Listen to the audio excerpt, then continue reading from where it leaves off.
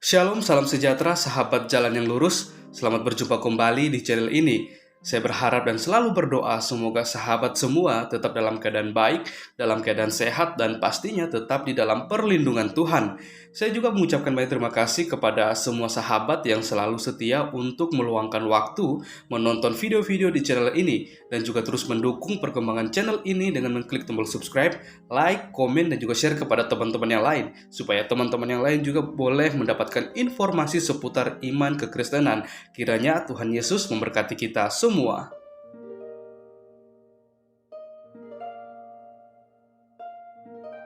Puji nama Tuhan, sahabat yang diberkati dan dikasihi oleh Tuhan kita Yesus Kristus.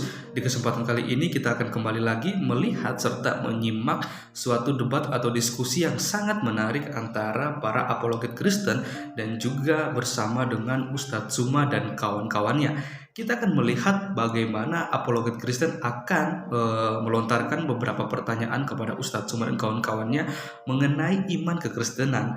Mengapa mengenai iman kekristenan? Karena Ustadz Tsuma bersama kawan-kawannya kerap kali selalu membahas tentang iman kekristenan.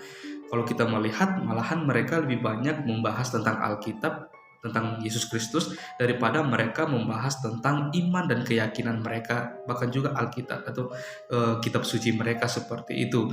Maka dari itu kita akan melihat bagaimana keberlangsungan diskusi atau debat tersebut. Kita berharap supaya melalui diskusi ini kita semua boleh dicerdaskan, kita mendapatkan suatu pencerahan dan kita mau melihat kebenaran yang sesungguhnya dibukakan di dalamnya dengan data-data yang valid yang bisa dibuktikan kebenarannya. Oke sahabat semua, selamat menyaksikan. Tuhan Yesus memberkati. Kalian cuma cuap-cuap tanpa data. Aku mau menyampaikan tentang Bible berdata. Gimana sih teman-teman ini ah? Lu masalahnya kamu salah menafsirkan. Udah. Kamu bukan orang Kristen. Bentar. Tadi kan Bro Juma itu kan banyak memelintir ayat-ayat dan kita menjawab wajar lebih. Melintir itu data di kitab saudara. Justru kalian yang mau melintir data-data di kitab Anda sendiri. Ya coba bahas ayat per ayat, berani nggak?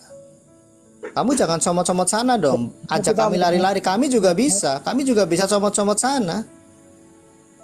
Tapi kamu nggak boleh seperti itu. Mute dong. Kok nggak usah ketakutan lah. Konsekuensinya hidup sesama dengan Tsuma memang harus kayak begitu. Gini, kenapa saya mute? Kenapa saya mute? Karena suaramu kencang banget. Itu Kalau kamu ndak kuat, inkarnasi jadi toke. Jangan berhadapan dengan manusia Tsuma. Tidak Itu bisa loh. itu Pak Tsuma sama. Loh, Ini cuma kenapa menang-menangan ketakutan? suara ini. Bukan Ini saya, orang kenapa? cuma menang-menangan mic. Kenapa ini. saya di mute? Kenapa saya ndak dikasih kesempatan? bukan. Kamu beli kencang beli tuh mic suara itu yang itu. beli mic itu yang sedikit mahal. Ini pecah kayak ember pecah, Bro. Enggak usah nyari-nyari pribadi kalau nggak kuat. Panggil yang lebih kuat gitu loh. Kamu beli mic itu, kamu kan dapat uang banyak nih. Beli mic yang sedikit. Nggak usah Mahal. nyerang-nyerang kayak gitulah. Yaudah giliran saya ya. Enggak, Oke. kamu jangan terlalu dekat ngomongnya, kecilkan dikit agak jauh. Nanti banyak ludah itu di micmu, bau. Sekarang masih mau bahas Alkitab. Nggak ada lagi yang bisa kau serang Justin. Loh. Sampai segitunya juga kau serang kawan. Aduh. Ayo kita bahas. Saya menunggu. Ini Pak kan, Alban. Saya menunggu ini Pak giliran Alban. saya Tuyul. Kalian kan berdua sudah. Saya kapan? Bukan. Iman Maksud Kristennya sedang dijelaskan kok. Banyak Enggak. sekali ayat kamu sodorkan, kamu Saya harus lebih jelaskan. tahu. Saya lebih tahu dari kalian. Ngerti? Jangan Di awal kan saya sudah katakan kalian hanya berdasarkan iman. Saya berdasarkan akal. Tidak ada itu yang begitu, tidak ada akal begitu. Sebentar ya. Lebih keras bela. Bentar, tenang dulu. Karena kalian punya Roh Kudus gitu. Tenang dulu, tenang. Enak aja. Bukan. Ya, Jadi iya giliran saya dong. bukan. Nangis dia, nangis. Bukan. Sekarang gini ya. Jadi kita kan udah bahas Alkitab ini lebih 2 jam ini ya. Berkenan nggak kalau sekarang waktunya kita bahas Quran dengan Islam? Mana berani dia? Mana Giliran saya dulu dong. Berani Giliran saya dulu dong. Kita balik dulu Ben, kita balik dulu Ben. 2 jam. Saya dulu dong. Saya dulu dong. Sekali ini. Sudah Sekali 2 ini jam. dong saya. Bukan. Tidak ada Ini yang kena itu. Mohon, Allahu mohon. Akbar. Akbar siapa Akbar? Ajaran kasih kayak begini. Mantap. sekarang waktunya kita bahas Hmm. bahas Islam. Ini Ya. ini Al-Qur'an saya bawa tadi. Wa isqalallahu ya Isa bin Maryam. Sekarang gini. A'anta qulta linnas. Oke, silakan. Apakah engkau pernah mengajarkan kepada manusia untuk menyembah dirimu? Oke, Bro Justin. Siapa yang menyembah Isa mengatakan tidak. Kalian mengatakan yes. Jadi ini Zuma ini pakai model sengaja dikeraskan mic-nya supaya suara kita tenggelam. Itu seperti yang ajarannya Korea. Sekarang saya minta Bro Juma itu kita silakan. Memang Bang Suma memang itu susah untuk kalian. Oke, silakan Bro Justin mulai pertanyaan. Kita berikan dia kesempatan untuk jawab sesuai dengan ajaran dari Quran sendiri. Ya. Oke ya. Jadi saya ingin menanyakan beberapa ayat ya yang memang terkesan menduetkan Allah dengan Rasulnya. Padahal Muhammad ini kan hanyalah utusan. Yang terpenting adalah apa yang dibawa oleh utusan ini, yaitu Quran sebagai petunjuk, sebagai hidayah katanya. Tetapi banyak sekali ayat-ayat di Quran yang menduetkan Allah dengan Rasulnya dalam hal apa? Ketaatan. Nah ini yang menjadi permasalahan. Kalau cuma utusan, kenapa harus ditaati seperti itu? Bahkan menjadi seorang Islam itu harus bersyahadat. Bahkan bersyahadat itu sah jika melibatkan nama manusia Muhammad. Lalu di mana tauhidnya? Kalau keselamatan itu pun ditentukan oleh manusia biasa. Kalau Anda mengatakan Muhammad itu manusia luar biasa, tunjukkan keluar biasaannya. Mengapa seorang utusan harus memiliki keluar biasaan seperti itu? Saya bisa berikan datanya, tetapi saya tidak mau murahan mengobrol data. Tapi ketika kamu minta data, akan saya berikan data-data ayat di Quran. Mengapa kepatuhan, ketaatan kepada Muhammad mendapat porsi yang setinggi sama tingginya dengan Allah? Ya, bahkan memberi hormat kepada Muhammad itu juga memberi hormat kepada Allah. Mentaati Muhammad, mentaati Allah. Bahkan di dalam sholawat di surah 2 ayat 157 juga harus memohon. Dan itu mendapat pahala ketika memohon keselamatan Muhammad dan saudara-saudaranya, keluarganya. Hal-hal seperti ini yang kami pertanyaan, di mana ketauhidannya? Bahkan barang rampasan yang dirampas Muhammad itu pun adalah rampasan Allah. Mematuhi Muhammad, mematuhi Allah di surah 4 ayat 80. Silakan. Oke, silakan Bro Juma jelaskan apa yang ditanya. Oke ya. Jadi gini saudara-saudara. Pertanyaan Anda ini memang harus harus dilandaskan terhadap kesadaran. Pertama, Anda itu tidak memahami Al-Quran. Itu dulu. Kedua, Anda tidak memahami konsep tauhid. Yang Anda tahu adalah Trinitas. Nah, sekarang saya jawab, saudara. A'udzubillahi minasyaitonirrajim. Bismillahirrahmanirrahim. Ya ayyuhalladzina amanu atiullaha wa atiur rasul. Tidak titik sampai di situ. Taatlah kepada Allah dan taat juga kepada Rasul. Wa ulil amri minkum, dan taatlah juga kepada pemimpin-pemimpin yang ada di antara kamu. Jadi kalau ketaatan kepada Rasul Anda anggap itu setara dengan ketaatan kepada Allah dalam arti kata otoritas, Anda keliru. Jadi gini, ketika taat kepada Rasul Muhammad SAW, semakin orang taat kepada Rasulullah Muhammad SAW, maka buah daripada ketaatannya itu adalah semakin orang itu menyembah hanya satu Tuhan, yaitu Allah Subhanahu wa Ta'ala. Tidak ada kemudian ketaatan umat Islam terhadap Rasulullah menyebabkan umat Islam itu jatuh kepada poin dia menuhankan Rasulullah. Karena kenapa? Rasulullah mengajarkan sembahlah Allah, sembahlah Allah, sembahlah Allah. Jangan engkau duakan dengan apapun, sembahlah Allah. Itu perintahnya. Jadi ketika kami taat kepada Rasulullah, mengantar kami mentauhidkan Allah. Nah, kemudian ketika kami taat kepada Rasulullah, mengantar pula kami kepada poin di mana kami mendudukkan beliau sebagai utusan Allah. Ya, dia adalah Rasulullah wa khataban nabiyyin. Jadi ketaatan ini berimbang. Ketika kami taat kepada Allah, taat kepada Rasulullah, maka ketaatan kami ini dua arah. Taat kepada Tuhan, taat kepada utusan Tuhan. Itu jadi nggak bisa dipisahkan, karena yang mengajarkan kami bertuhan kepada Allah adalah Rasulullah. Yang mengajarkan kemudian kami menjadikan beliau adalah Rasul adalah Allah melalui Al-Quran. Jadi dua ini nggak bisa dipisahkan. Jadi jangan Anda mengatakan sama seperti di dalam kitab saudara, bahwasanya taat kepada Yesus adalah Bahas menyembah kepada Al-Quran Yesus, dulu. gitu. Al-Quran dulu, bro. Jangan gatal ke situ. Al-Quran dulu, silakan. Jangan panik, santai, relax. Enggak, saya mengingatkan ke Nggak, masalahnya saya ini dosen dua agama besar. Jadi kalau ada sedikit itu penjabaran, maklumi aja gitu ya. Gini. Kamu kayak ndak mengenal saya aja. Ada Jadi dosen yang keras suaranya, bro. Dosen itu selalu mengerti kalau dikasih tahu. Coba Gitu, tolonglah bro. Pak Sumar. Kalau Oh, enggak gitu. dong. Oke, Oh gitu. silakan. Pantasan kalian Oke, itu saya seperti tangkap anu dulu ya. ya. Sabar dulu, Oke. saya belum. Sabar. Saya bukan membahas otoritas. Kenapa kok bawa ulil amri? Ini bukan konteksnya kepada pemerintahan. Saya belum Kalau kau selesai. tadi sebentar, kalau ya Ais. supaya kamu dapat poinnya, kamu tidak begini, bro. Ini masalah ketaatan kepada manusia bukan perintahnya. Tapi kenapa kau belokkan kepada perintahnya, perintah Muhammad? Kalau ada perintah Muhammad berarti ada dua perintah.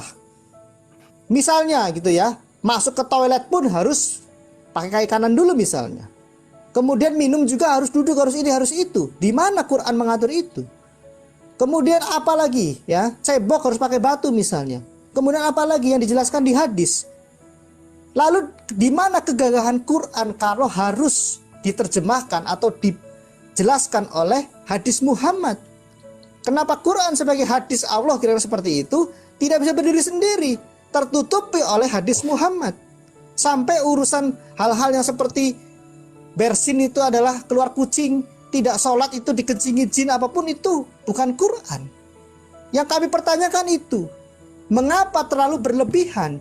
Ada 6.600 ayat Quran, mungkin ada kurang lebih karena saya dengar juga ada yang dimakan rayap atau kambing, tetapi harus dijelaskan oleh ratusan ribu hadis, dan di dalamnya memuat sekian kata, artinya ada jutaan kata, menerangkan sekian belas ribu kata.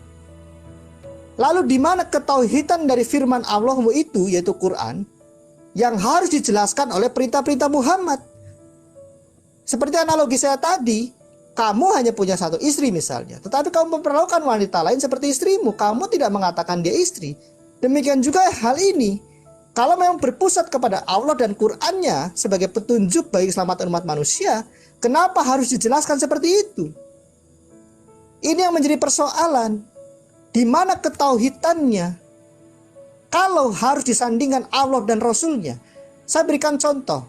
Israel, bangsa Israel, ya, ketika menganut monoteisme ketat, Musa pun tidak mencantumkan namanya di dalam syahadat Israel, pengakuan Israel, pengakuan iman, Shema Israel. Tidak ada kata Musa. Kurang besar apa Musa? Di dalam pengakuan iman gereja, butir pertama bicara tentang Allah yang esa. Butir kedua bicara tentang anak tunggal atau firman yang tunggal itu yang nusul menjadi manusia, bukan nusul menjadi buku. Jadi syahadat kami kepada Yesus ada dasarnya karena dia bukan manusia biasa. Yang saya dengar bahwa Muhammad itulah hanya utusan, cuma utusan, cuma cuma utusan. Ya, kalau kau pesan nasi goreng, yang kau makan nasi gorengnya bukan kurirnya. Kenapa kalian tidak bersyahadat kepada Quran dan Allah? Sehingga mencantumkan nama manusia biasa, ya, yang bahkan katanya belum jelas selamat dan harus didoakan. Kenapa di dalam pengakuan iman kalian di surah Al-Fat ayat 13 dan 17 tidak beriman kepada Muhammad dan Allah dan Rasulnya, hukumannya neraka. Taat kepada Allah dan Rasulnya mendapat surga. Ini yang kami pertanyakan, di mana ketebalan dari ketauhidan kalian? Seberapa tebal? Ya, tidak menyembah Muhammad, tetapi yang kalian lakukan lebih daripada itu. Silakan dijawab. Oke, silakan Bro Juman, dijelaskan. Astagfirullahaladzim. Oke, baik.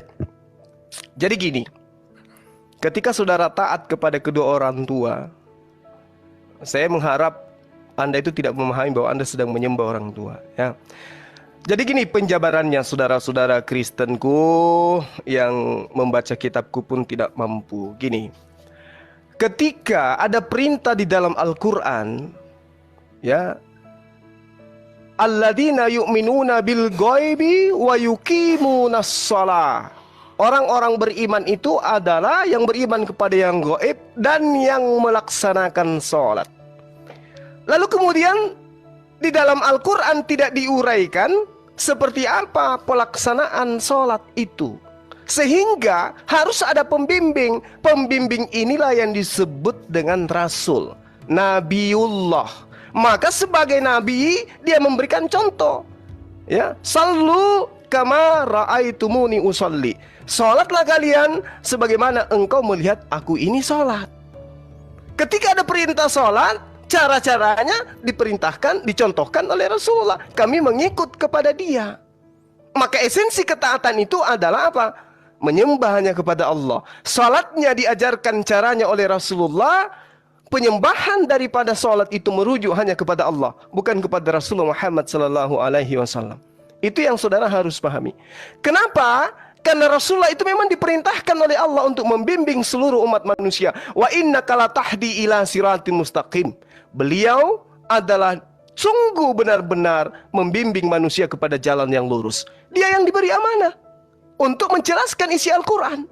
Dia yang diberi petunjuk untuk mengarahkan manusia berdasarkan Al-Quran.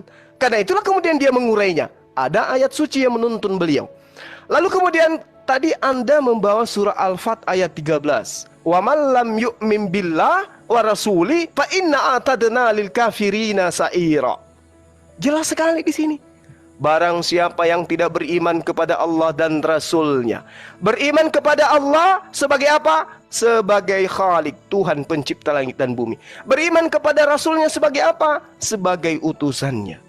Nah, Yesus juga begitu. Harus diimani sebagai utusan. Jangan ke Alkitab dulu dong, fair dong, fair.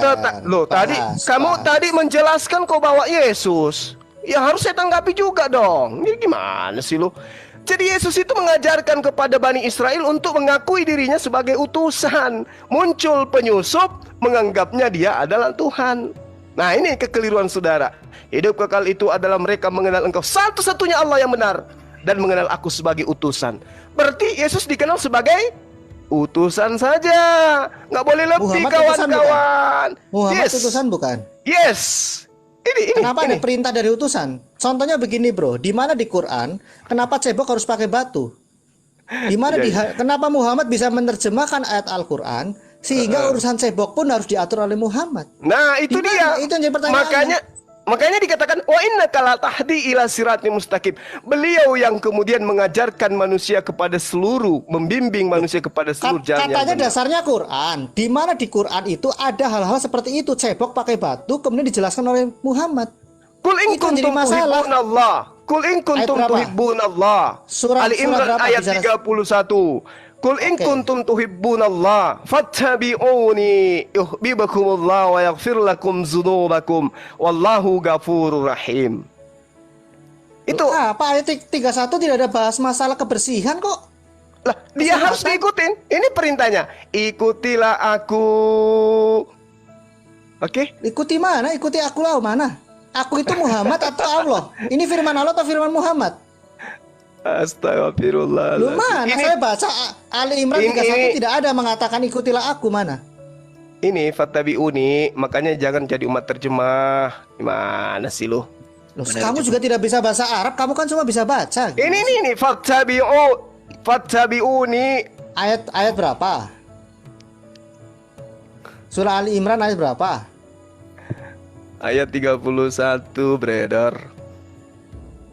Oke, jika kamu mencintai Allah, ikutilah aku. Berarti mencintai Allah itu salah satunya cebok pakai batu.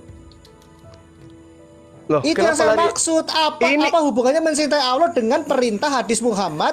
Urusan cebok pun harus diatur. Iya.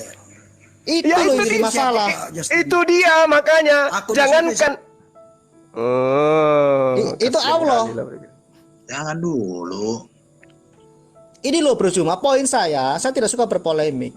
Kenapa hadis ratusan ribu, bahkan ada yang sahih dan dhaif, tidak tahu siapa yang harus menentukan itu, harus menerangkan 6.000 ayat. Apakah ini tidak menutup kebenaran yang ada di Quran? Kenapa Quran tidak bisa berdiri sendiri?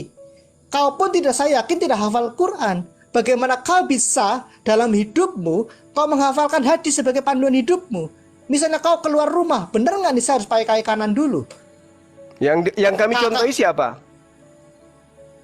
Hadis Yang kami contohi, Muhammad. iya, karena memang kami disuruh untuk mengikuti dia. Lah, oke, kalau Gitu begini, loh. kalau keselamatanmu tergantung mengikuti Muhammad, konsekuensinya kamu harus menghafalkan seluruh hadis. Betul? Kenapa harus mengikuti semua hadis? Loh, kalau Menghafalkan. kamu tidak mengikuti hadis, kamu tidak mengikuti Muhammad. Karena di sini tidak dikatakan ikutilah seperempatku, ikutilah seperempat hadisku. Oh iya, Tapi memang ikuti semua. kami memang harus mengikuti instruksi beliau yang mengajarkan kepada kami. Makanya kami harus mencontoh kepada beliau. Loh, berarti Gitu. kamu kemana-mana bakal bawa buku hadis kalau kamu tidak hafal. Kamu mau makan, kamu mau minum bawa hadis. Lo ketawa kau. Udah. Jadi kami umat Islam itu diajarkan oleh Rasulullah tentang syariat, tentang ilmu fikih yang memang di dalam agama Anda tidak ada. Di agama Anda nggak ada fikih. Nggak Iya usah kan? bawa kami dulu. Kamu Iya, hafal memang tidak nggak semua ada. fikih? Ya kamu hafal tidak semua saya aturan? tidak hafal. Kalau tidak hafal nggak usah ngomong. Artinya Lah, kamu bukan mengikut Muhammad. Gimana Oh, sih? memang ada perintahnya yang tidak dihafal. Loh, harus diikuti kan di sini harus 100%, Bro. Kamu berani mengatakan mengikuti 10%? Kami Ngawur kamu. kami berusaha untuk mengikuti Loh, sebisa kok kami. berusaha? Oh, iya Nggak dong. ada kata sebisa, nggak ada kata sebisa, nggak Bro. bisa, nggak boleh. Oh, kamu tafsir dong, kamu tafsir. Kami umat Islam Ngawur. itu diperintahkan untuk mengikuti Rasulullah Muhammad Sallallahu Alaihi Iya, Wasallam. mana perintah sebisanya mana? Mana perintah sebisanya? Sebisanya ikutilah Muhammad mana? Ya, memang harus perintahnya ikut kepada beliau. Ya kan tidak Memang sebisanya, perintahnya. 100%. Sebisanya kami semampu kami. Kami harus Loh. berusaha untuk mengikuti beliau. Mana Ayo. dalilnya harus semampu kamu? Mana ayo? Mana dalilnya? Bukan masalah kamu gini, mana Bro? dalilnya, bukan masalah mana dalilnya. Ini perintahnya jelas untuk mengikuti beliau. Ya kan? Iya, tapi tidak ada sebisanya di situ. Harus ikuti 100% berarti dong. Apanya? Oh, enggak ada juga Semampunya. enggak ada juga. Tidak ada juga Berarti ambigu. perintahnya.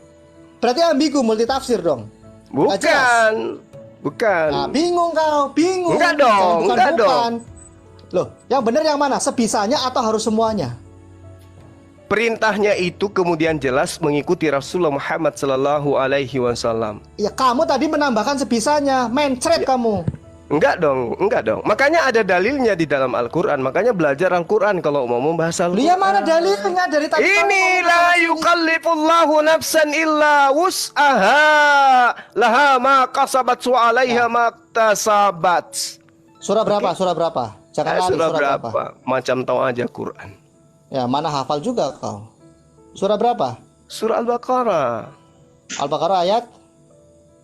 Saya lupa Klik-klik lah ayat di berapa. handphonemu. Ya sudah, kalau lupa nggak usah diomong-omong. Yang jelas dikatakan la yukallifullahu nafsan illa wus'aha laha ma kasabat wa alaiha maktasabat. Iya, mana? Artinya kemana-mana kamu mengikuti Muhammad, kamu harus tenteng-tenteng hadis. Dan saya yakin Allah tidak sebenarnya. membebani seseorang melainkan sesuai dengan kesanggupannya. Ngarang, tafsir kamu. Saya Nah, itu, pastikan la malam yukallifullah, la yukallifullah. Sebentar. Ayo. Sebentar dulu ya. Tidak Allah bebankan, Allah Bentar. tidak bebankan, tidak Bentar dulu. dibebani oleh Allah Bentar. seseorang melainkan nafsan seseorang illa kecuali usaha dengan kesanggupannya. Sebentar ya. Bro, tadi kan harus ikut hadis toh. Kenapa orang muslim tidak ikut hadis Sahih Muslim nomor 241? Ya, Kalimat tentu. syahadat yaitu tiada Tuhan yang berhak disembah selain Allah semata, tidak ada sekutu baginya, dan bahwa Muhammad dan hamba dan rasulnya, bersaksi bahwa Nabi Isa adalah hamba Allah, anak hambanya, dan kalimah Allah yang diletakkan pada Maryam dan ruh darinya. Kenapa Terus? orang Muslim tidak ikut hadis Bingung ini? dia. Dia nggak hafal hadis ini dia. Di dalam syahadat kami itu udah jelas, itu terangkum semua itu. Ketika kami mengimani Allah satu-satunya Tuhan, kemudian mengimani Nabi Muhammad SAW adalah utusan Tuhan, maka yang lainnya itu ngikut. Karena kami beriman karena kami diwajibkan beriman kepada nabi-nabi sebelum beliau. Tafsir itu tafsir. Enggak, itu rukun iman, arkanul iman. Ya, beriman kepada nabi-nabi. Oke, kawan-kawan. Jadi jelas ya. Hadis ini sudah dipotong. Coba jelaskan dulu, Dok. Ini. Nah, kau bingung kan? Apanya yang dipotong hadis itu? Kan? Apanya yang dipotong? Kami beriman kepada Nabi Isa. Dia dikuatkan oleh Roh Kudus. Dia dilahirkan oleh Maryam. Apanya yang dipotong? Islam kami tidak sempurna tanpa mengikuti iman kami terhadap hal tersebut. Gitu loh. Ini lihat kalimat syahadat, ini pernyataan Rasul telah bersabda, barang siapa mengucapkan 2 kalimat syahadat, yaitu tidak ada Tuhan yang berhak disembah selain Allah semata, tidak ada sekutu bagi, dan bahwa Muhammad hamba dan rasulnya, bersaksi bahwa Nabi Isa adalah hamba Allah, anak hamba dan kalimah Allah yang dia letakkan pada Maria, diletakkan bukan diciptakan ya, dan ruh darinya. Pertanyaannya, apa masalahnya? Bingung dia. Apa masalahnya? Kenapa saya Muslim sampai Nabi Muhammad? Siapa yang menyuruh kalian seperti itu? Kan ada yang dikatakan syahadatain, persaksian terhadap 2. Oke? Loh, berarti ini hadis ini nggak sah ini? Iya, sah. Silakan aja Anda mau bersyahadat dengan itu, silakan aja. Tetapi keislaman itu bertumpu kepada syahadatain. Tain itu 2. Asyhadu an la ilaha illallah wa asyhadu anna Muhammadar Rasulullah. Itu syahadatain. Oke, sekarang saya bertanya, mana lebih bisa dibanding Muhammad dari etika dan moral, dari kedudukan?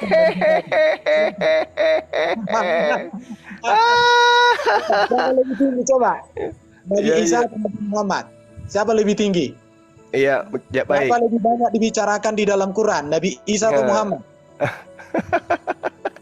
Nabi Muhammad itu hanya 4, Isa itu bisa sampai 100. Enggak, Isa 25 kali. Isa tidak berdosa. Isa itu membuat mukjizat. Isa itu udah keok kayaknya ini, ya. Nabi Isa itu diangkat hidup-hidup ke langit, Muhammad masih di kuburan mati. Datang di akhir zaman jadi hakim yang adil, terkemuka di dunia dan di akhirat. Muhammad terkemuka di mana? Coba kasih data dong. Kan tadi kau kan tunduk sama ajaranmu. Di mana ketundukanmu? Sedangkan hadis saja ini, hadis tentang syahadat udah kau potong-potong. Sejauh mana ketundukanmu? Kenapa kau potong? Apa hakmu kok melawan Muhammad? Bukankah Muhammad tadi katakan ikut Muhammad? Coba ini nih. Hadis Sahih Muslim nomor 41, hadis Sahih Bukhari nomor 3180, hadis Sunan Abu Daud nomor 441, Sunan Abu Daud 128, Sunan Abu Daud 1288, Musnad Ahmad 14836, 21619, 21620, 22444, 22465, 22480. Siapa Juma yang bisa memotong ini dan siapa yang lebih tinggi jabatannya daripada Muhammad sehingga hadis ini dipotong? Silakan dijawab. Maksudnya gimana? Dipotong gimana? Ya ini baca dong hadisnya, baca. Loh, kami menggunakan syahadatain. Memang itu syahadatain. Berarti ada 2 syahadat yang sah dong. Syahadat kok aja 2. Itu persaksian. Ya, kamu itu persaksian bahwa Nabi Isa adalah Rasulullah. Dia dilahirkan oleh ibunya Maryam. Dia dikuatkan oleh Roh Kudus. Terus apa? Emang Islam menolak itu? Islam tidak menolak itu. Islam nggak pernah menolak itu. Oke. Islam tidak menolak itu. Tanya umat Islam, apakah Nabi Isa itu Rasulullah? Yes. Apakah Maryam itu adalah ibunya Nabi Isa? Yes. Apakah Nabi Isa dikuatkan dengan Roh Kudus? Yes. Nggak ada yang menolak itu. Tidak ada dikuatkan di sini. Dan bahwa Isa bersaksi bahwa Nabi Isa adalah hamba Allah, anak hamba dan kalimah Allah yang dia letakkan pada Maryam dan ruh darinya. Iya, memang betul. Apa yang Ya salah? sudah. Umat Kenapa Islam mana yang kemudian membantai itu? Kenapa kalian potong ini sebagai orang Muslim? Pertanyaan saya. Kok dipotong? Bentar. Kok Siapa dipotong? yang menyuruh hadis ini dipotong? Siapa? Siapa yang potong hadisnya? Loh, Siapa yang potong hadisnya? Enggak ada yang potong hadis. loh. Yang buktinya- kami imani, dengar. Yang kami syahadatain itu adalah persaksian tentang Rasulullah dan persaksian tentang Allah.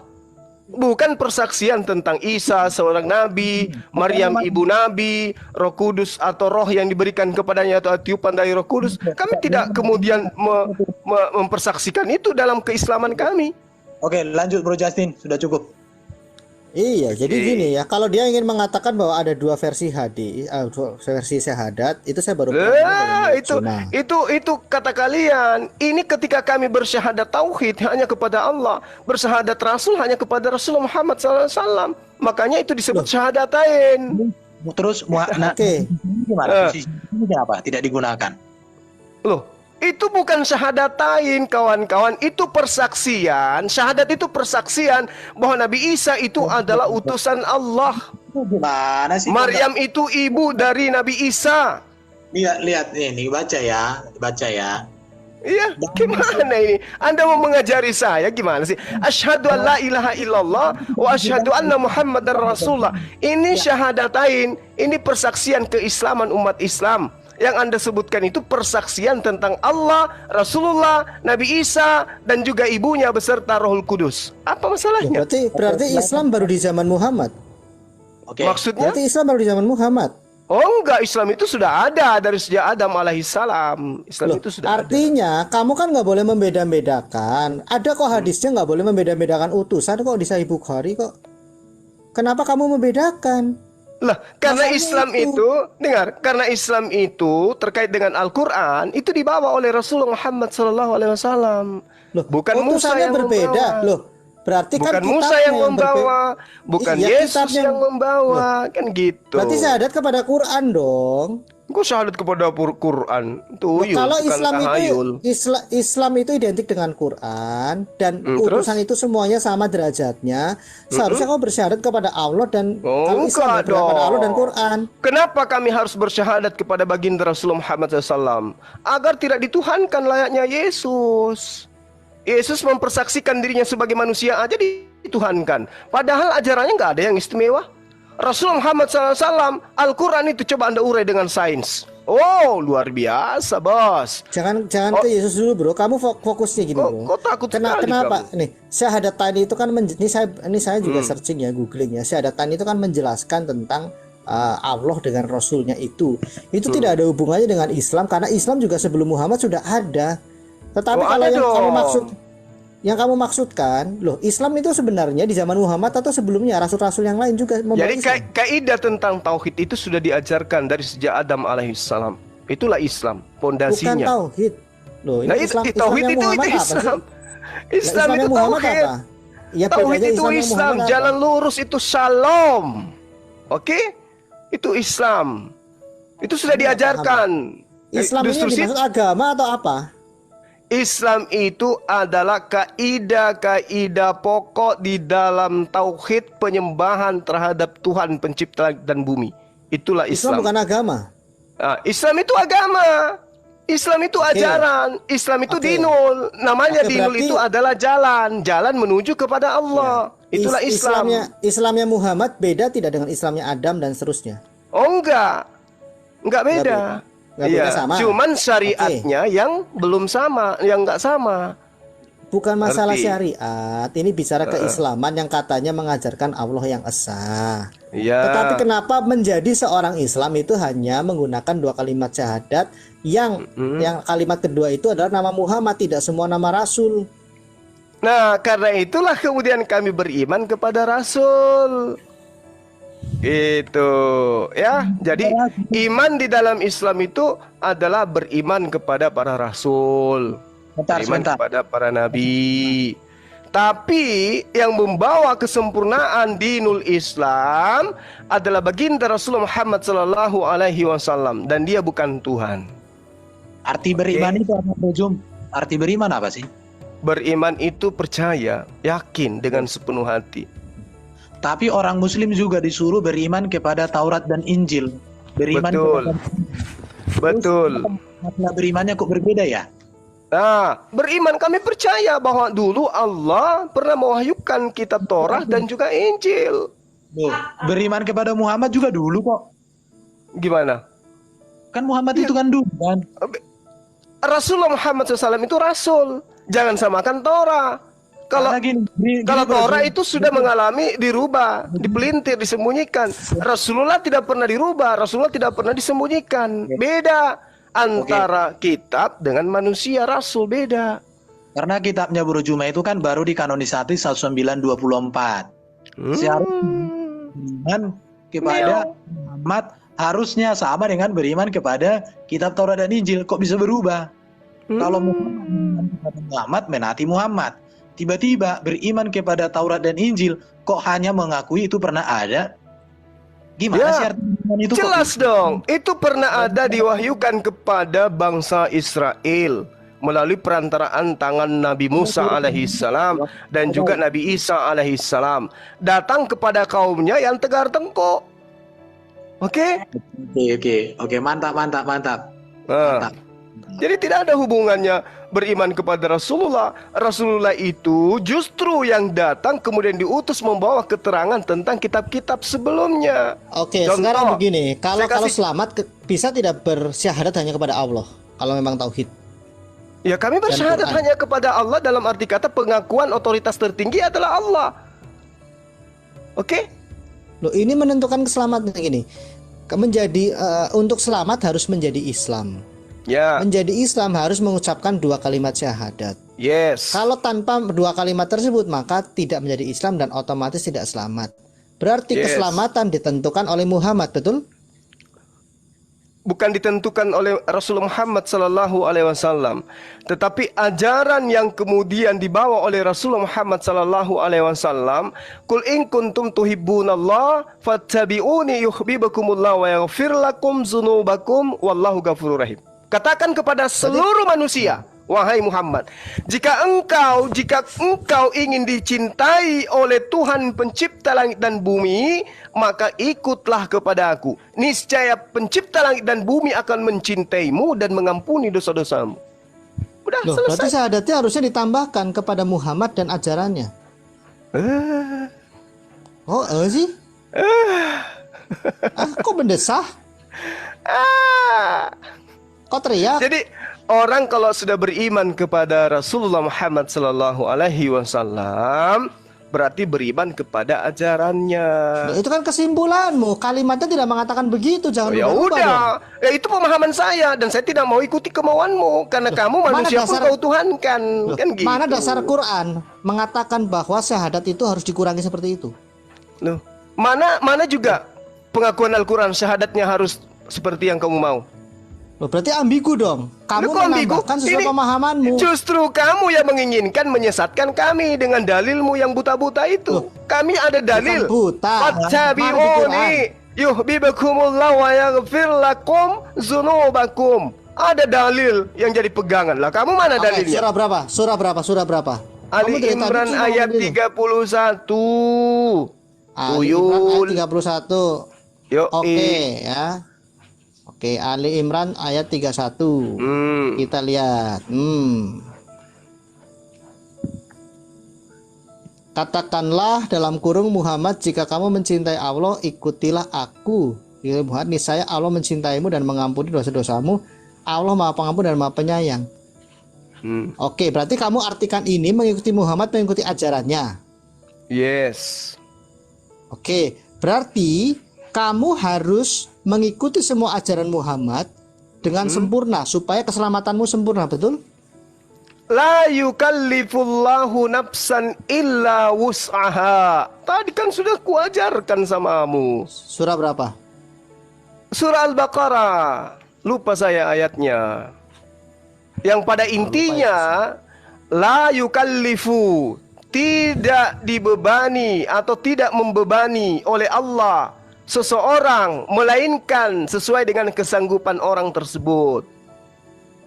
Nggak ada Gitu. itu, nggak ada itu tambahan. Soalnya kamu nggak La mencatat ayatnya, nggak bisa. yukallifullahu nafsan illa wus'aha. Gimana sih? Ini Mana ada? Al-Quran. Saya lagi baca Al-Baqarah. Ini Mana? ini Al-Quran kawan, bukan Bible. Kalau di Bible ya mungkin terjemahan demi terjemahan rubah. Kalau ini Al-Quran nggak bisa. Iya, Al-Baqarah. Saya akan berapa? ditegur oleh para ulama, ditegur oleh guru-guru saya kalau saya keliru. Nggak boleh. La yukallifullahu Kamu juga nafsan keliru. illa wus'aha. Oke, saya terima itu dulu. Berarti ada dua ajaran, yaitu ajaran Allah dan ajaran Muhammad, betul? Gimana? Berarti ada dua ajaran yang kamu ikuti, ajaran Allah dan ajaran Muhammad, betul? Satu ajaran dong. Kamu ini gimana toh? Oke, Satu sekarang ajaran. begini bro, kalau memang satu ajaran, makanya tadi contoh kecil ya, misalnya ada setan kencing di telinga dan sebagainya, itu di mana di Quran tuh mengajarkan itu, sehingga harus dijelaskan. Apalagi kalau ditanya bagaimana kita membersihkan kencing setan, apakah pakai rinso, pakai wipol atau apa, kan bingung. Dan kamu bingung juga harus kamu harus kencing sambil duduk, bukan berdiri. Yang saya perhatikan di toilet umum banyak orang Muslim kencing sambil berdiri. Nah, berarti melanggar Apalagi cebok sampai batu. Berarti- Nah iya berarti- cebok. berarti kamu kencing kalau kamu melanggar sunnah gitu loh. Loh, mana dasar ayat Qur'annya terkait kencing juga harus diatur, bro. Dan saya yakin kalau kamu kencing juga berdiri bukan jongkok. Mana bisa kamu kencing berdiri, kencing jongkok.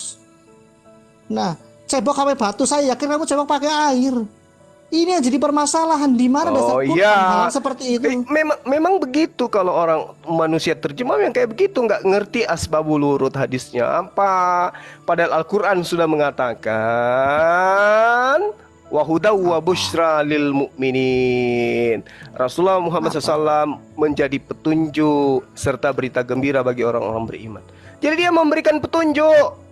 Apa yang diberikan, apa petunjuk yang diberikan, ikutin.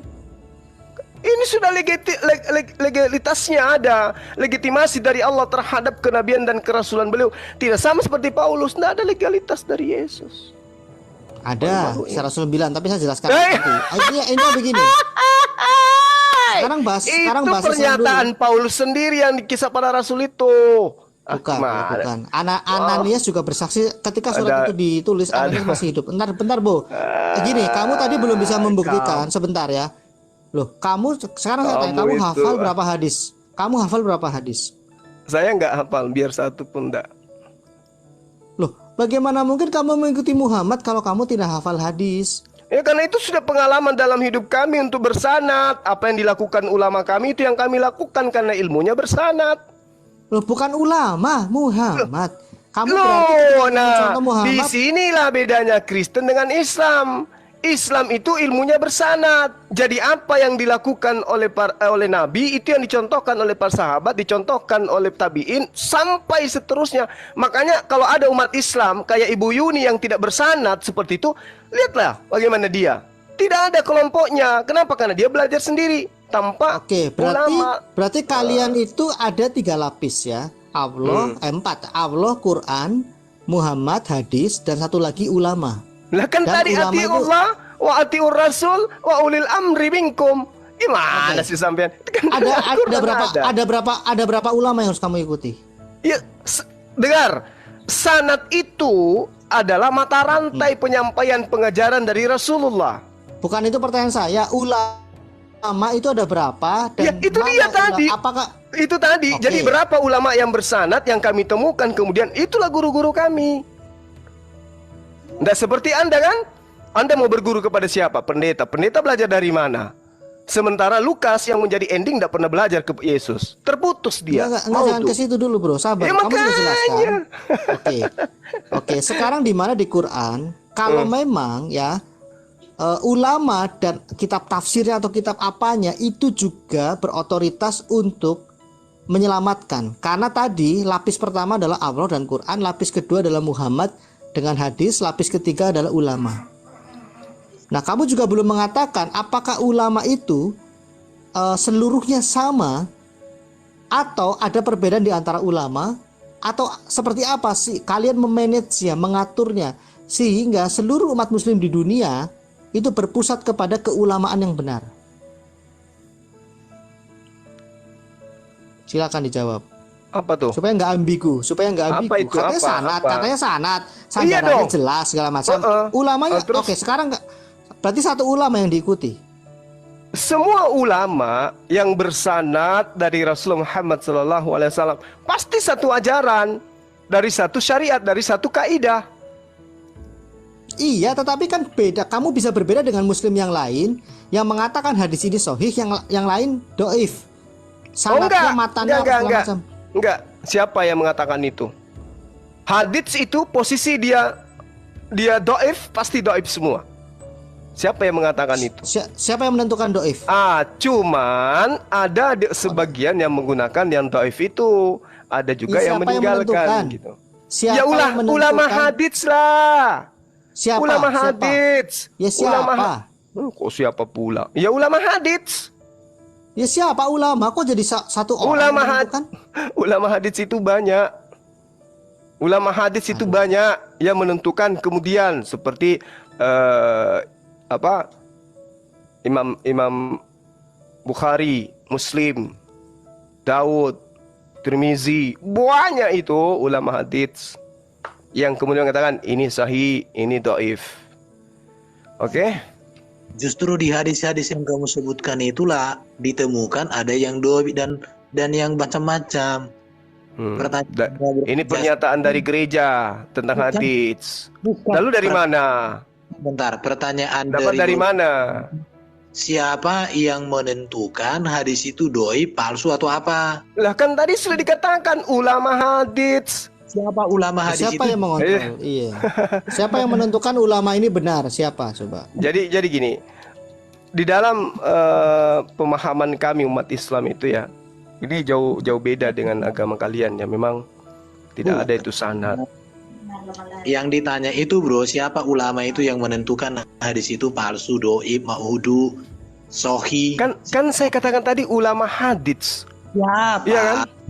Ulama hadits masa Nggak tahu dia. sahih apa yang biasa kalian baca? Ulama ini hadits ini apa yang kalian biasa baca?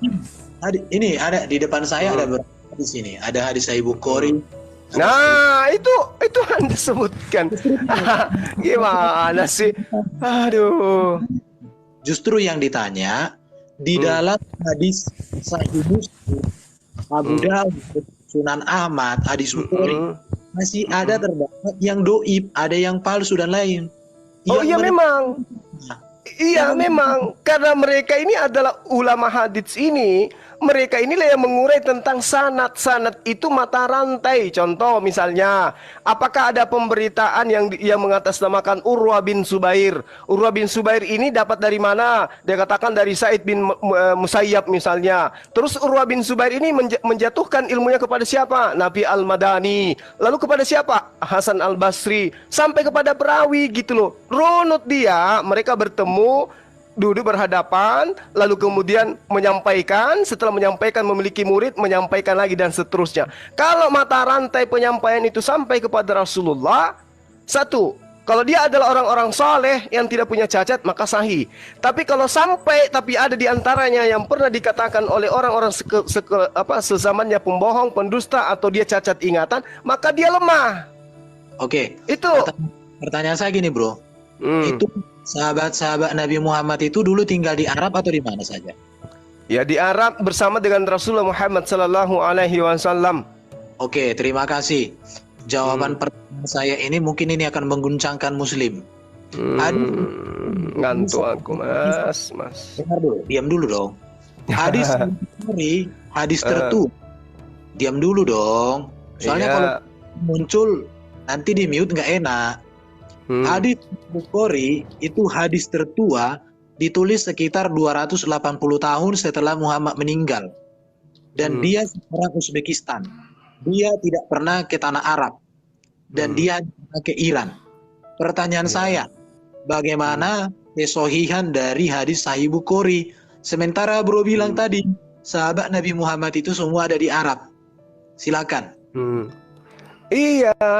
Jadi kalau dengar. Jadi kalau ada kemudian hadits yang mengatasnamakan Rasulullah, tetapi kemudian tidak ada satupun di antara sanad yang ada di dalamnya itu pernah bertemu dengan Rasulullah, maka itu dhaif. Bagaimana Anda mau berbicara mengenai Yesus sementara orang ini tidak pernah bertemu Yesus? Harus bertemu dengan sumber, gitu loh. Bro Juma, yang saya tanya itu belum saya tangkap. Bukhari itu 280 tahun setelah Muhammad meninggal. Betul. Dia tidak pernah ke tanah Arab. Betul. Dan di Pakistan. Bagaimana menghilangkan sanad dan penulisan itu kalau dia sendiri tidak pernah ke tanah Arab? Iya. 280 tahun setelah Muhammad. Iya. Hadis yang ditulis itu kemudian ada orang ini mengatakan doi palsu. Pertanyaan, bagaimana kesohihan itu terbukti dan atas dasar apa para ulama yang ada di abad 19 berani mengatakan hadis Sahih Bukhari dan lainnya itu ada yang doi, ada yang palsu? Itu pertanyaan kita, bro. Iya, jadi gini, Rasulullah Muhammad Sallallahu Alaihi Wasallam itu berkata, ya kan, khairukum man ta'allamal Quran, misalnya, yang paling mulia di antara kamu adalah yang mentadabburi Al-Quran. Itu disampaikan kepada siapa? Pada sahabatnya. Oke. Lalu sahabatnya kemudian berkata, saya mendengarkan Rasulullah menyampaikan hal ini. Disampaikanlah kepada tabi'in. Oke, kepada murid sahabat. Murid sahabat ini kemudian menyampaikan ke orang setelahnya bahwa misalnya Abu Bakar mengatakan kepada saya bahwa beliau mendengarkan Rasulullah Muhammad Sallallahu Alaihi Wasallam bersabda. Nah, disampaikanlah isi hadits itu. Setelah itu, misalnya Ibnu Abbas lagi menyampaikan, makanya ada sanad. Sanad itu runut, pemberitaannya itu runut dalam ilmu hadits melalui isnad. Ya, isnadnya ini yang akan menyampaikan, mata rantai akan menyampaikan, baru dibukukan.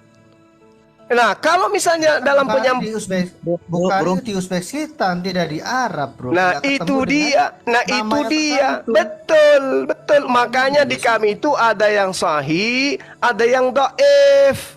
Jadi yang dikatakan sahih, maksud saya bukan maksudnya Bukhari ketika menyusun itu, ya ini kan ada 100 berapa ya, 600.000 ditulis di dalam kurun waktu 16 tahun. 7 juta katanya, 7 juta hadis, 6 juta sekian hadis, kemudian menjadi 700.000. Iya, dan itu 16 tahun, berarti kalau dibagi 16, 32 ribuan, dibagi 365 hari per hari 100. Nah, misalnya itu teamwork gitu ya, mungkin punya tim begitu, punya kantor begitu, menyusun itu. Lalu bagaimana tim ini bergerak untuk mengidentifikasi, oh ini seperti ini, kan dia harus mengecek ke sumbernya. Karena Bukhari kan bukan penghafal, tetapi dia menuliskan itu berdasarkan para perawi itu. Apakah Bukhari bertemu dengan perawi itu? Kan tidak. Apakah Bukhari itu mengutip dari buku atau kitab apa? Nah, ini yang harus dijelaskan dari mana sumbernya. Karena setiap hari 102, kalau dibagi 24 jam, berarti per jamnya sekitar 6 berapa? Dibagi 12 itu lebih dari hampir sekitar 7 tujuan ya, 7 hadis itu. 24 jam atau 6 hadis. Bagaimana caranya orang ini, apakah zaman dulu kan belum ada Zoom, bro? Belum ada telepon. Bagaimana caranya menanyakan perawi dan sebagainya? Iya. Silakan dijawab. Oke. Jadi gini, Anda perlu tahu kalau Anda bertanya seperti itu, ya, sama ketika saya menjelaskan atau mengurai tentang silsilah seseorang. Silsilah seseorang itu bisa diurai dari keturunan keberapa gitu ya, runut. Dari mana mereka tahu? Tentu dari pemberitaan orang-orang yang ada di sekelilingnya. Inilah makanya dikatakan ulama hadits itu benar-benar mencari data tentang keabsahan sebuah pemberitaan dengan melihat mata rantai isnad, mata rantai penyampai. Siapa yang menyampaikan kepada siapa. Jadi tidak dalam satu narasi langsung ditentukan, oh ini sahih, ini dhaif, ini lemah, ini hasan. Tidak. Tetapi kemudian mereka itu ketika berbicara, misalnya hadis riwayat Muslim, barang siapa menyampaikan berita dariku, ia menyangka berita itu adalah berita dusta, maka ia adalah salah satu dari dua pendusta. Oleh karena itulah, untuk mengetahui berita riwayat Muslim ini dari mana dia dapatkan, siapa yang pertama kali mendengarkan hal itu disebutkan oleh Rasulullah, lalu bagaimana ungkapan sahabat-sahabatnya. Dan yang perlu Anda pahami, ajaran Islam itu tidak pernah putus. Jadi ketika Rasulullah Muhammad SAW itu ada di tengah-tengah sahabatnya, sahabat-sahabatnya itu kemudian membentuk suatu pemerintahan. Pemerintahan Islam itu kemudian membentuk kajian-kajian. Kajian-kajian inilah yang melahirkan sebuah khilafah. Khilafah ini kemudian mengajar di mana-mana, dia mengajar sampai hari ini. Makanya kami bersanad, ilmu kami itu bersanad, tidak terputus dia. Tidak sama seperti Musa, siapa yang menerima ajarannya? Tidak ada.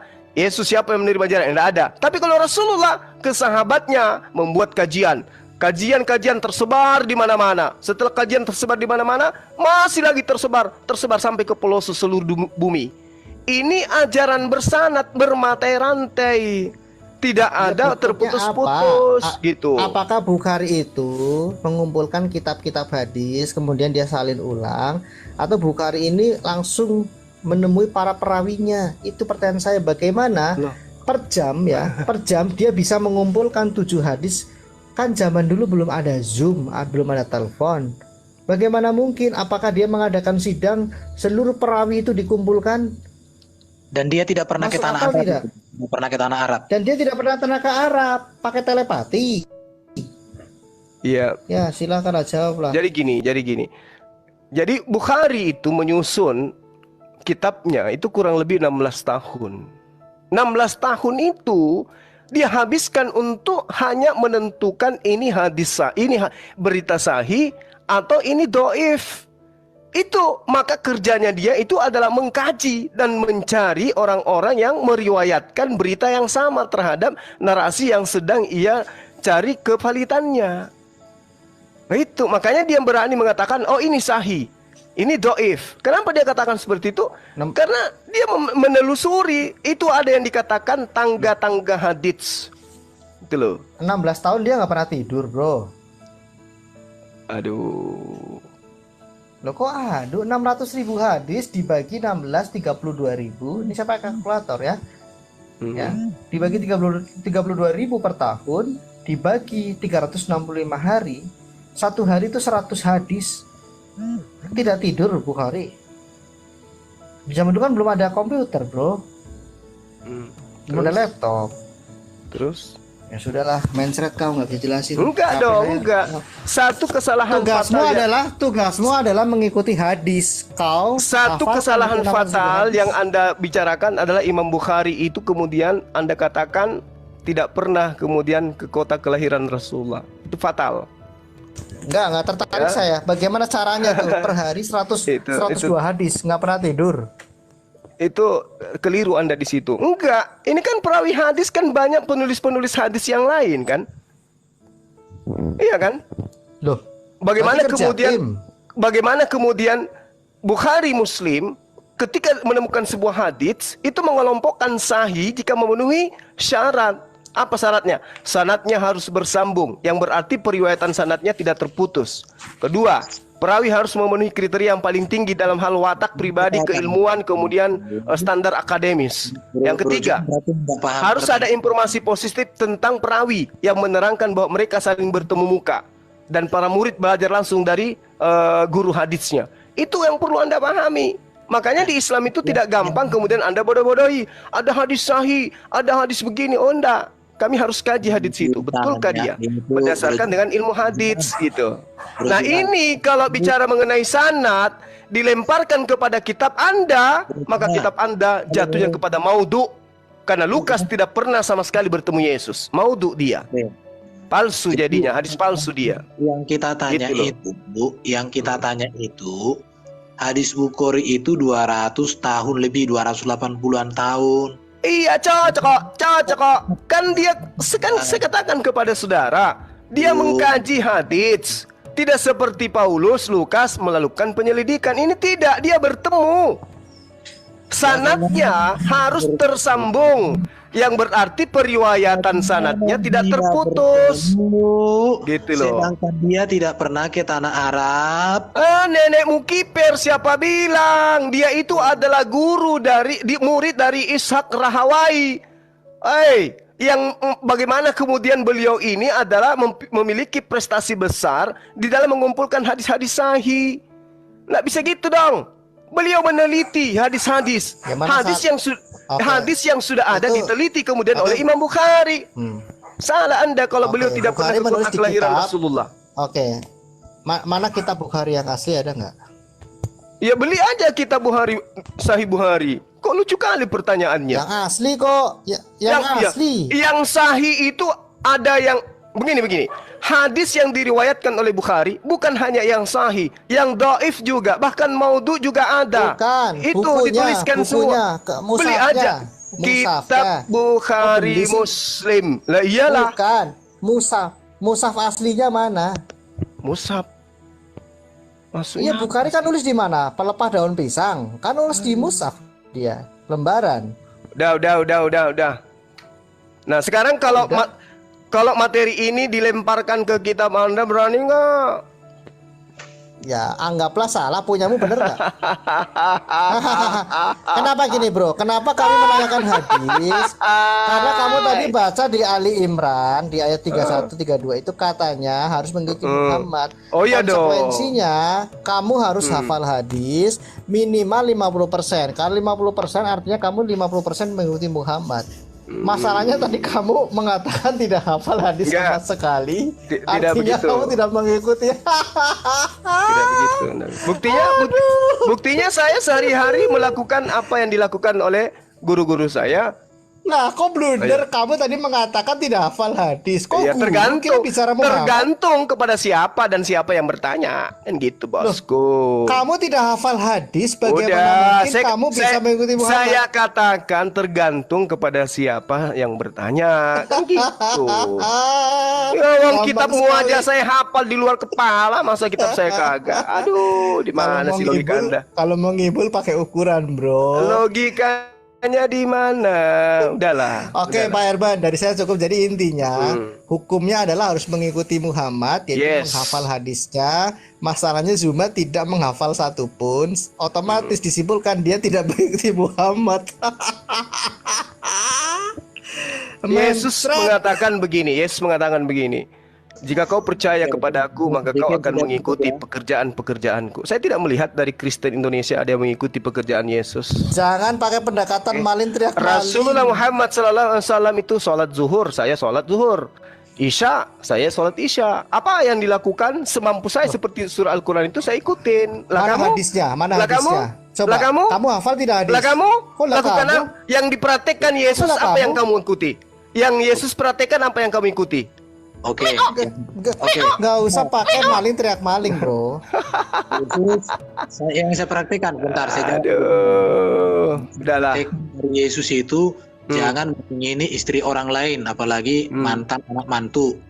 Jangan harus menghargai anak-anak, diperlakukan anak-anak, bukan dikawini. Terus? Nah, itu ajaran Terus? Yesus. Kalau ada ajaran Yesus untuk melakukan hal yang abnormal gimana? Baru ajaran Yesus itu, ini lagi mengasihi orang yang membenci, bukan mengangkat pedang atau mengancam atau membunuh. Oh, jangan salah. Baru begini, Yesus mengajarkan di surga itu tidak ada pesta seks. Itu kami percaya juga. Baca, sadari. Di dalam kitabmu kalian mengimani Sang Firman itu adalah Yesus.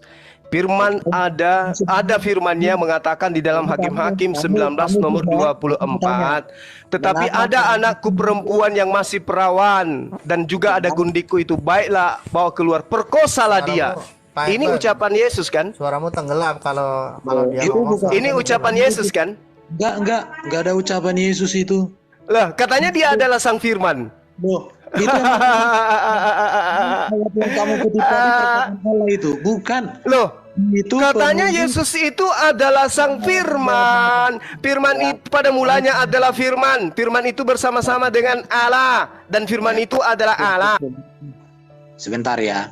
ayat yang kamu kutip tadi itu kesaksian penulis kitab tentang seseorang yang menyerahkan budaknya untuk diperkosa karena dia melindungi orang lain. Mulai ngaco. Ini ada perintah. Bentar. Ini anak gadis perawanku dan Sahabat yang terkasih, kita bersama-sama telah menyaksikan keberlangsungan diskusi atau debat antara para apologet Kristen bersama dengan Ustadz Suma, dan kita sendiri bisa memberikan penilaian terhadap data-data atau argumentasi yang mereka bawakan di hari ini, apakah semuanya itu sudah sesuai dengan kebenaran atau bisa dibuktikan kebenarannya atau tidak, seperti itu. Dan lagi-lagi ketika ada Ustadz Suma dan kawan-kawan di dalam ruang diskusi, pasti diskusi tersebut akan menjadi heboh dan juga rusuh, sama seperti kita lagi berbelanja di pasar. Karena apa?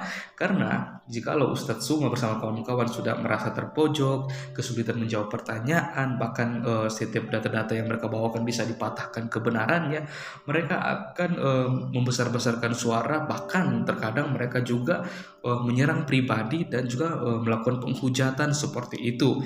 Apalagi kalau kita mendengarkan beberapa statement dan juga Ustadz Suma juga mengklaim dirinya bahwa dia merupakan seorang yang ahli Alkitab. Dalam artian dia mengerti keseluruhan Alkitab dari Kejadian hingga pada kitab Wahyu. Padahal kalau kita melihat ketika Ustadz Suma membawakan satu ayat Alkitab dan dia paparkan, dia jadikan hal itu untuk menyerang iman kekristenan, bahwa apa yang dia bawakan itu semuanya itu tidak sesuai dengan fakta dan kebenaran yang tertulis di dalam ayat tersebut. Karena apa? Karena Ustadz Suma menafsirkan ayat Alkitab itu dengan sesuka hatinya, menggunakan literatur yang tidak dipercaya oleh orang Kristen, atau biasanya dia mengambil di beberapa Injil di luar keempat Injil, yaitu Injil Matius, Markus, Lukas, dan Yohanes, seperti itu. Padahal kita ketahui bersama bahwa di luar keempat Injil ini, Injil yang lain itu merupakan Injil palsu bagi kekristenan, seperti itu, dan kita tidak percaya dan tidak menggunakan Injil itu untuk mentafsirkan ayat-ayat Alkitab seperti itu. Akan tetapi hal inilah yang kerap kali digunakan oleh para polemikus seperti Ustadz Suma, Yonatan Nandar, Kainama, dan juga para mualaf-mualaf lainnya seperti itu. Padahal mereka terlalu memaksakan hal itu. Padahal mereka tahu itu tidak sesuai dengan apa yang diyakini dan diimani oleh orang Kristen. Akan tetapi mereka tetap memaksakan akan hal itu. Sebenarnya yang perlu dipahami oleh para polemikus atau Ustadz Suma yang kerap kali membahas atau mengambil ayat-ayat di luar keempat Injil ini, seperti Injil Barnabas, Injil Filipus, dan Injil-Injil yang lain di luar Injil Matius, Markus, Lukas, dan Yohanes, mereka harus memahami ada beberapa pernyataan dari Paulus yang dia tuliskan di dalam Alkitab atau di dalam tulisannya, di mana dalam kitab Galatia Paulus sudah memperingatkan orang-orang yang baru bertobat yang sebenarnya bukan Injil. Hanya ada orang-orang yang mengacaukan kamu dan yang bermaksud untuk memutarbalikkan Injil Kristus. Tetapi sekalipun kami atau seorang malaikat dari surga yang memberitakan kepada kamu suatu Injil yang berbeda dengan Injil yang telah kami beritakan kepadamu, terkutuklah dia. Seperti yang telah kami katakan dahulu, sekarang kukatakan sekali lagi, jikalau ada orang yang memberitakan kepadamu suatu Injil yang berbeda dengan apa yang telah kamu terima, terkutuklah dia. Kita bisa membukanya dalam Galatia 1 ayat 7 sampai ke 9. Mengapa demikian? Karena Injil yang dimaksudkan oleh Rasul Paulus ini yaitu berbicara tentang pribadi Yesus Kristus sendiri dan karya yang dilakukan oleh Yesus Kristus itu sendiri, dari kelahirannya, bagaimana pelayanannya, mujizat-mujizat yang dilakukan oleh Yesus Kristus, bagaimana ketika ia diserahkan, dia disiksa, disalibkan, mati, dan dibangkitkan pada hari ketiga, melayani bersama dengan para murid sampai dia naik ke surga, dan dia berjanji akan datang kembali untuk mengangkat semua kita yang hidupnya berkenan di hadapan dan yang percaya dan taat kepada dia, seperti itu. Hal inilah yang seharusnya dipahami oleh para polemikus dan juga Ustadz Suma dan kawan-kawan yang kerap kali menggunakan Injil di luar keempat Injil, yaitu Kata-kata yang mengunggah ini seharusnya meyakinkan setiap orang Kristen yang berpikir jernih bahwa sangat mungkin bagi iblis, para malaikatnya, dan agen-agennya untuk menyelewengkan Injil Kristus, sehingga mereka yang mengira bahwa mereka mempercayai kabar baik sebenarnya sedang ditipu oleh iblis. Hal ini harus diperhatikan. Yang mengerikan, hal ini benar-benar terjadi pada para petobat Paulus sendiri di Galatia, dan mereka berada dalam bahaya terkutuk. Kita harus berhati-hati agar hal ini tidak terjadi kepada kita, karena kita tahu bersama bahwa Injil palsu saya cukup baik untuk diselamatkan. Sayangnya jutaan orang yang mengaku Kristen telah menerima pengembalikan kabar baik ini. Mengapa demikian? Karena kalau kita melihat banyak orang Kristen yang pada akhirnya menjadi seorang mualaf karena mereka menerima Injil di luar keempat Injil. Injil Matius, Markus, Lukas, dan Yohanes. Mereka mendapatkan pengajaran-pengajaran yang tidak sesuai dengan apa yang diajarkan oleh Yesus Kristus, seperti itu, sehingga pada akhirnya mereka bimbang, mereka ragu, sehingga pada akhirnya mereka berpindah keyakinan. Dan hal inilah yang sangat disayangkan, supaya mari kita bersama-sama berdoa supaya kita para apologet Kristen yang supaya kita terus dipakai Tuhan secara luar biasa untuk terus memberitakan kabar baik, kabar sukacita, kebenaran kepada setiap orang yang selalu saja berusaha mengusik-musik iman kekristenan, supaya mereka boleh memiliki pemahaman yang benar dan baik tentang karya keselamatan yang telah disediakan oleh Allah melalui Yesus Kristus. Oke teman-teman, untuk itu saya mau mengajak kita semua untuk mengambil waktu untuk berdoa supaya kita semua para apologet Kristen dimanapun mereka berada, dan juga bagi para pendengar Injil, mereka boleh digerakkan hati dan mereka bisa melihat kebenaran yang sesungguhnya. Mari kita bersatu dalam doa. Kami bersyukur kepadamu ya Tuhan, Allah kami yang hidup, yang kami sembah di dalam nama Tuhan Yesus. Kami bersyukur dan berterima kasih buat kebaikan-Mu, buat rahmat dan kasih karunia-Mu yang begitu besar yang Kau berikan kepada kami, sehingga sampai saat ini kami boleh ada sebagaimana kami ada. Semuanya itu karena kasih karunia Tuhan, semua karena anugerah-Mu yang begitu besar yang Kau terus limpahkan dalam kehidupan kami ya Tuhan. Kami mohon ampun atas setiap kesalahan dan dosa yang kami lakukan tidak berkenan di hadapan-Mu, baik dalam perkataan kami, perbuatan, tingkah laku, hati dan pemikiran kami, supaya kami boleh hidup layak dan berkenan di hadapan-Mu ya Tuhan. Kami mau berdoa ya Tuhan untuk semua teman-teman para apologet Kristen dan juga hamba-hamba Tuhan, anak-anak Tuhan yang terus menggunakan media sosial untuk melayani, menjangkau banyak orang yang selama ini dibutahkan, bahkan tidak mengerti akan kebenaran, bahkan terus mengusik-musik iman kekristenan, supaya mereka terus dipakai Tuhan secara luar biasa dengan hikmat Tuhan, supaya mereka boleh memberitakan kabar baik, kabar sukacita, bukan setiap kebenaran yang selalu saja disalahgunakan, bahkan tidak dipahami oleh orang-orang di luar kekristenan ya Tuhan.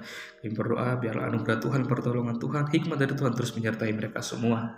Dan bahkan mereka yang mendengarkan diskusi atau debat ini, mereka boleh dibukakan, dicerahkan, dan mereka boleh melihat kebenaran dan keselamatan yang sejati yang disediakan oleh Allah melalui Yesus Kristus. Dan ketika kita percaya kepada Yesus Kristus, kita memiliki kehidupan yang kekal, hidup bersama-sama dengan Bapa di surga.